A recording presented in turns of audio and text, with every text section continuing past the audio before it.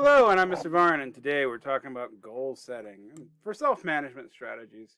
Now, who uses goal setting? Businesses obviously do, both big and small. But you use them in academics in secondary school and middle school and high school. How do you set your goals? What do you want to achieve? Why are you doing it? Post secondary school, what do you want to do after it? Are you going to get training in welding? Are you going to get training in college? Do you want to become a doctor? Sports, how do you want to improve your game? Positive effects of goal setting are pretty much known.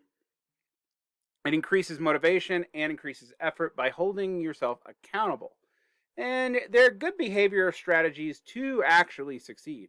They serve as a base of motivation, help you focus your attention, control the amount of energy and work you're going to do at a time, and to try to be persistent in your tasks. Goal setting counteracts boredom and apathy. Believe it or not, it really matters. Creates interest and provides challenges and provides us with a purpose. Productivity period.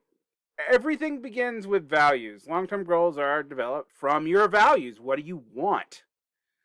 Long term goals are attained through a series of immediate goals, and immediate goals are attained through a series of daily tasks. You can kind of think of them as a pyramid where the smaller part of the pyramid is what you do every day, and the base is what's guiding your vision. What do you want ultimately? And that's going to decide a lot of your goals. Why is goal setting important? It begins a planning process. It is crucial to self motivation, and you are chosen to do online learning, so you have to be pretty much self motivated. It helps you set positive expectations for yourself. It can put meaning into your lives by knowing where you're headed, and helps people achieve their dreams and ambitions by breaking it down one step at a time. What kind of goals enhance motivation, though? Any goal may not help. If your goal is too hard, you might develop learned helplessness. If it's too easy, you might not be doing enough to get better. So it's better to have specific goals. They're more likely to increase motivation. They're more likely to help you determine the amount of effort. Just be awesome every day is a cool goal, but it doesn't really mean that much. And then you need proximal goals. Things that you can provide reliable information about your abilities on and realistic information. Goals that are perceived as positive creates confidence and helps maintain motivation. And these proximal goals are going to be dependent on, who you are. If you are a master math student and you're just okay at English, your goals are going to be different between English and math. This is obvious, right? But it's something you need to think about. Now, SMART goals. You may have heard this before, but SMART goals are specific, measurable, something you can actually do, realistic, and timely. Let me give you an example of that. Specific goal setting. Describe what you want to accomplish with as much detail as possible. Vague goals lessen the possibility of attaining them. I want to do well in English. I want to get an A on my next composition paper. That's a lot better. Measurable goals. Describe goals in terms that can be clearly evaluated. No measurement means a task or goal will never be attained. You can't judge it. I want to study my biology text. Okay, good. For example, I want to study chapter 7 and answer all the questions. Well, you know what you've known if you have done the work there or not. Action-oriented goals. Goals must have an action in order to be completed. So I want to have a better attitude about studying. Well, that's kind of an action, but it's really vague. I want to complete all the assignments before my classes begin or before the first action date. That's a much more realistic goal. Realistic goal setting.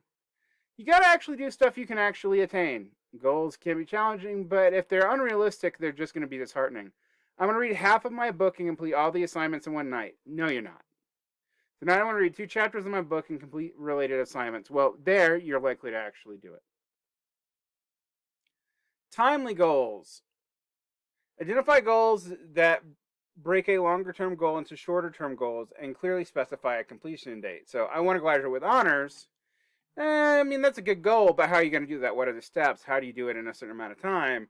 I want to make Dean's List this semester, or I want to make honor roll this semester. Dean's List is honor roll for college students, guys. One is a long-term goal, and that's okay, but it's in the far future. The other is much more immediate. You know what you need to do, and that if you do that every quarter or every semester if you're in college, you're going to achieve your long-term goal. Right, procedure for writing SMART goals. Identify the area that you want to write the goal for. I'm not going to pick this for you. Evaluate past and present achievement to consider where you are at and what you can do about it. State what you want to accomplish. Describe how you're going to measure it, what specific thing you do need to attach a number to it, and include a specific completion date so you have something to hold yourself accountable to. So when writing a SMART goal, evaluate if your goal really is a SMART goal, and do you need to make modifications to make it a SMART goal? Goal influences motivation and learning. They really do. Setting your goals, immediate and proximal goals, can motivate students to attain long-run goals, and that's what you want. And each goal you set should be SMART.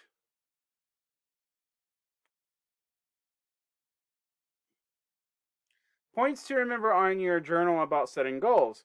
Make sure you write a SMART goal. Identify and define your goals carefully. Make implementation plans that will help you attain your goals. And make sure you have established plans for evaluating your progress that are meaningful. Can you actually judge if you completed it or not? And that's been Mr. Varn, and I hope this helps you out.